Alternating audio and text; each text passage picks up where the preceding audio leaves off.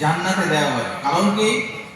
কারণ আল্লাহ রাসূল বলেছেন, কুল্লু আমালে ইবনে আদম ইউদাআবুল হাসানাতু আশরু আমসালিহা ইলা 700 দিরহাম।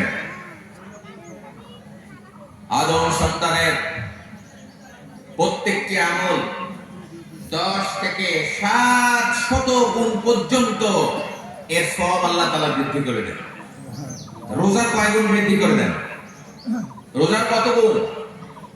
আল্লাহ রাসূল বলেছেন, রোজা ইল্লা সাওম, এই পৃথিবীতে রোজার সওয়াব 10 গুণও বাড়ে না, 700 গুণও বাড়ে না, বরং আল্লাহ তাআলা রব্বুল আলামিন হাদিসে কুদসিতে বলেছেন, ফাইন্না সাওমালি, এই রোজার সওয়াব কত গুণ বাড়বে কিয়ামতের ময়দানে আল্লাহ রাব্বুল আলামিন সেটির ঘোষণা দেবেন, ওয়া আনা আযজিবিহি, এর পুরস্কার আমি নিজেই দেব, আল্লাহ রাব্বুল আলামিন বলেছেন।